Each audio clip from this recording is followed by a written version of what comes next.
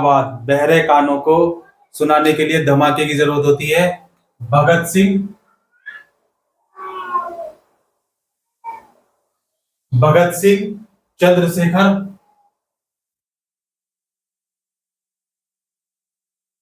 चंद्रशेखर आजाद। कौन? Chandrashekhar Azad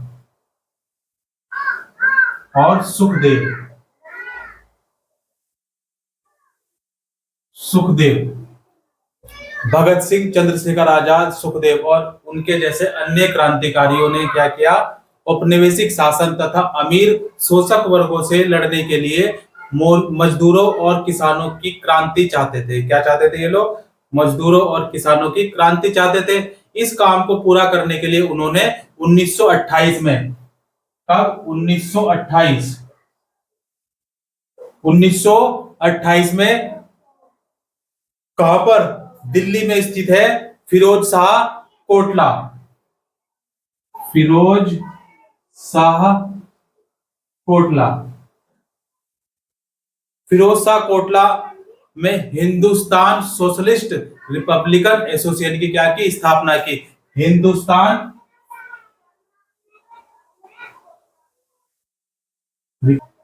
socialist association.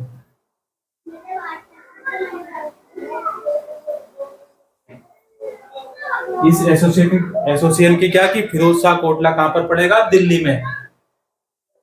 अगर इसको शॉर्ट फॉर्म में कहा जाए, क्या बोलेंगे इसको? शॉर्ट फॉर्म में बोलेंगे HSR, HS और HSRA, HSRA इसकी क्या की? स्थापना की। और 17 दिसंबर 1928 को, 17 दिसंबर 1928, 17 दिसंबर 1928 को भगत सिंह, चंद्रशेखर आजाद और राजगुरु ने लाला लाजपत राय पर लाठीचार्ज करने वाले सांडस नामक पुलिस अफसर की क्या कर दी? हत्या कर दी थी। इसी लाठीचार्ज के कारण बाद में लाला लाजपत राय की मृत्यु हो गई। इसी लाठीचार्ज के कारण क्या हुआ था बच्चों? लाला लाजपत राय की सांडस की लाठी से उनको चोट लगी, गंभीर चोट आई और उसके कुछ दिनों बाद ही क्या हो गई थी? उनकी मृत्यु हो गई थी। किसकी? लाला लाजपत राय की। लाला लाजपत राय की मृत्यु हो गई थी। अपने साथी राष्ट्रवादी बीके दत्त के साथ भगत सिंह ने 8 अप्रैल 1929 को किसके साथ? बीके दत्त, बीके दत्त, बीके दत्त अपने साथी राष्ट्रवादी बीके दत्त के साथ क्या किया? भगत सिंह ने, किसने? भगत सिंह,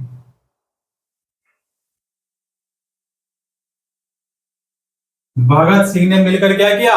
भगत सिंह ने 8 अप्रैल 1929 को, 8 अप्रैल 1929, 1929 को क्या किया? केंद्रीय विधान परिषद पर बम फेंका। इन्होंने क्या किया? बम फेंका। बम कहां पर? केंद्रीय विधान परिषद, केंद्रीय विधान परिषद पर इन्होंने क्या किया? बम फेंका था। और क्रांतिकारियों ने अपने परिचय में कहा था कि उनका मकसद किसी की जान लेना नहीं बल्कि बहरों को सुनाना है। किसको? बहरे को। जो सुनते नहीं है उनको क्या बोलते हैं? बहरे। बहरों को सुनाना है तथा विदेशी सरकार को उसके द्वारा किए जा रहे भयानक शोषण से अवगत कराना है। भगत सिंह, सुखदेव और राजगुरु को 23 मार्च 1931 का बच्चे 23 मार्च 1929, 23 मार्च 1929 को क्या किया गया? ये बहुत विशेष दिन है। क्यों? क्योंकि इस दिन इनको क्या दिया था? फांसी दे दी थी। क्या दे दी थी? फांसी। 23 मार्च 1929 को भगत सिंह, सुखदेव और राजगुरु को क्या दिया था? फांसी पर चढ़ा दिया था, फांसी पर लटका दिया था। उस समय भगत सिंह की आयु सिर्फ 23 साल थी। कितनी थी? 23 साल थी उस समय उनकी आयु। और स्वतंत्रता संघर्ष में महिलाओं ने भी देखो कर्नाटक की अंबाबाई ने राष्ट्रीय आंदोलन में अलग अलग पृष्ठभूमि वाली बहुत सारी महिलाओं ने हिस्सा लिया था। युवा और वृद्ध, अकेली और विवाहित, ग्रामीण और शहरी, रूढ़िवादी और उदारवादी, सभी तरह के माहौल से आने वाली महिलाएं आंदोलन में शामिल हुई। स्वतंत्रता संघर्ष महिलाओं और स्वयं उनके लिए भी यह हिस्सेदारी बहुत महत्वपूर्ण थी।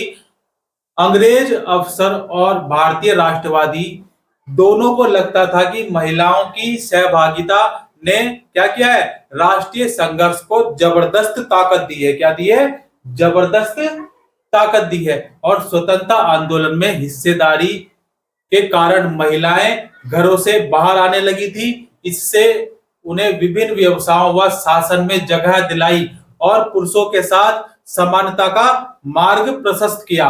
महिलाओं के लिए सहभागिता का क्या अर्थ था? इसकी सबसे अच्छी अभिव्यक्ति खुद उन्हीं के शब्दों में देखी जा सकती है।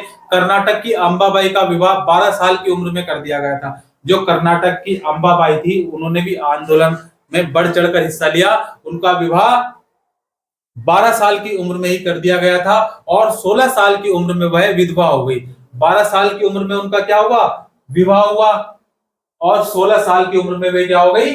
विधवा हो गई। उन्होंने उडुपी में विदेशी कपड़ों और शराब की दुकानों की घेराबंदी की। उन्हें गिरफ्तार किया गया और सजा दी गई। रिहा होने पर उन्हें दोबारा गिरफ्तार कर लिया गया। जब भी वह जेल से बाहर होती, सभाओं में भाषण देती, बुनाई कटाई सिखाती और प्रभात फेरियों का आयोजन करती। क्या करती? प्रभात फेरियों का आयोजन करती। अंबाबाई इन्हें अपने जीवन के सबसे सुखद क्षण मानती थी, क्योंकि ऐसे क्षणों में उन्हें एक नया मकसद और प्रतिबद्धता दिखाई देती थी। आंदोलन में हिस्सेदारियों के अपने अधिकार को मनवाने के लिए महिलाओं को काफी जद्दोजहद करनी पड़ती थी। क्या होता है बच्चे? जद्दोजहद। जद्दोजहद कौन सी भाषा का शब्द है? बताओ, आप बताओ। जद्दोजहद कौन सी भाषा का शब्द है? आप बताओ। यस, नीली शर्ट कौन सी भाषा का शब्द है? यस, आप बताओ। पीली वाली?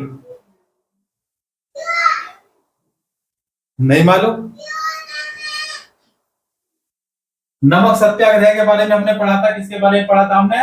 नमक सत्याग्रह।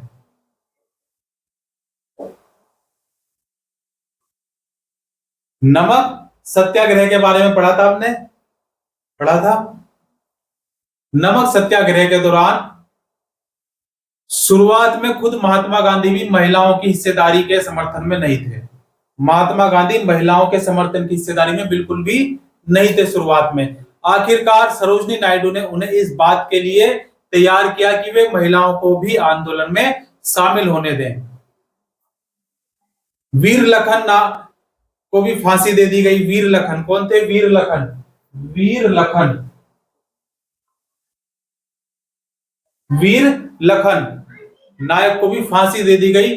30 के दशक में नवरंगपुर कांग्रेस उड़ीसा के अध्यक्ष बाजी मोहम्मद क्या लिखते हैं? बाजी मोहम्मद लिखते हैं कि 25 अगस्त 1942, कब? 25 अगस्त 1942, 25 अगस्त 1942 को 19 लोग नवरंगपुर स्थित पंबरबंदी में हुई पुलिस फायरिंग में मौके पर ही मारे गए। बहुत सारे लोग बाद में घाव के कारण मर गए।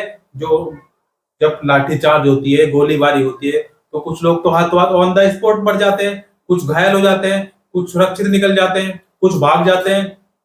तो बहुत सारे लोग बाद में, जो उनको घाव हुए थे, बहुत बड़े बड़े घाव हुए थे, ज्यादा क्रिटिकल घाव थे, तो बाद में घाव के कारण क्या हुए? मर गए।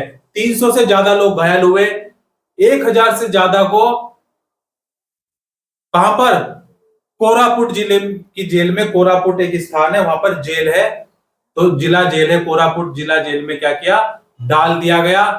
कई को गोली मार दी गई या फांसी पर लटका दिया गया। वीर लखन नायक अंग्रेज की अवहेलना करने वाले एक विख्यात जनजातीय नेता को भी फांसी पर लटका दिया गया। बाजी क्या हम बताते हैं हमें? बाजी हमें बताते हैं कि लखन नायक अपनी फांसी के बारे में चिंतित नहीं थे, बल्कि उन्हें केवल इस बात का दुख था कि वे स्वतंत्रता का प्रभात नहीं देख पाएंगे।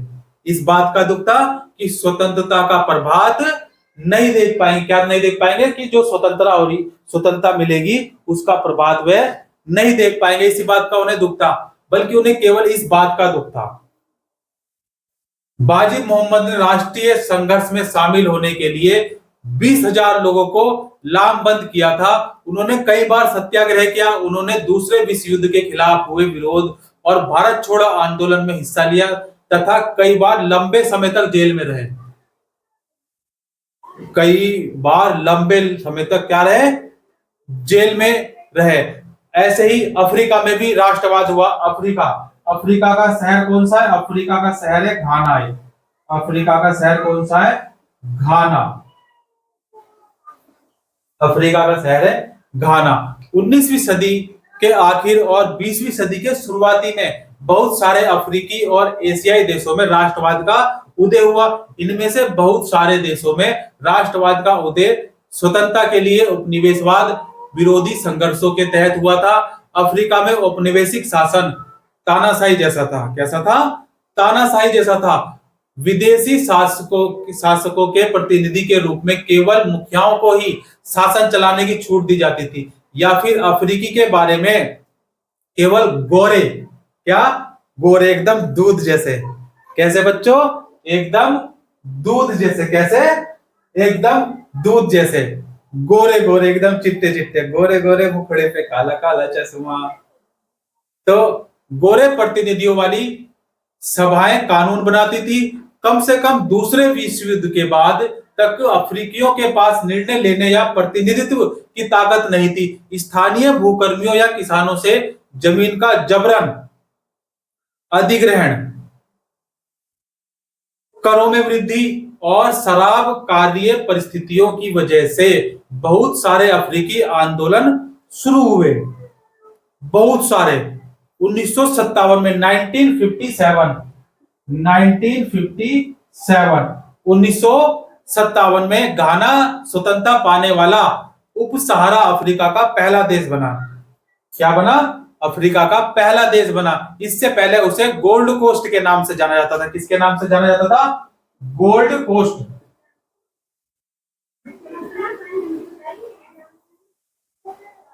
इससे पहले किस नाम से जाना जाता था? गोल्ड कोस्ट के नाम से जाना जाता था। यहां स्वतंत्रता आंदोलन के नेतृत्व में क्वामे नक्रुमा की कन्वेंशन पीपुल पार्टी कर रही थी। घाना की जनता ने स्वतंत्रता के लिए हड़ताल की, बहिष्कार किया, जन आंदोलन का रास्ता अपनाया था। 1951 में 1951 में क्या हुआ बच्चों? कन्वेंशन पीपुल पार्टी को चुनाव में जबरदस्त सफलता मिली थी और इस पार्टी ने उस प्रणाली का विरोध किया जिसमें ब्रिटिश शासकों ने मुखियाओं को विधानसभाओं में अपने प्रतिनिधि को भेजने का अधिकार दिया हुआ था। इस पार्टी ने अंग्रेजों पर दबाव डाला कि वे ऐसी विधानसभा बनाएं जिनमें कोई मनोनीत या विशेष सदस्य ना हो। कोई मनोनीत या विशेष सदस्य ना हो। बताओ बच्चे, राज्यसभा में कितने सदस्यों को मनोनीत किया जाता है? राज्यसभा में, लोकसभा में। संसद के कितने अंग है? संसद के कितने अंग है? संसद के 3 अंग है। राज्यसभा, लोकसभा और राष्ट्रपति। तो बताओ लोकसभा में कितने सदस्यों को मनोनीत किया जाता है और राज्यसभा में कितने सदस्यों को मनोनीत करता है और कौन करता है? क्लियर हुई बात? तो विशेष सदस्य ना हो। और 1954 में क्या हुआ बच्चे? 1954 में इस मांग को मान लिया गया और 1957 में 1957 में नई विधान परिषद के लिए चुनाव हुए और कन्वेंशन पीपुल पार्टी ने इन चुनाव में सफलता पाई और इस तरह घाना के नाम से एक नव स्वाधीन राष्ट्र के निर्माण का मार्ग प्रशस्त किया। जय हिंद, जय श्री राम।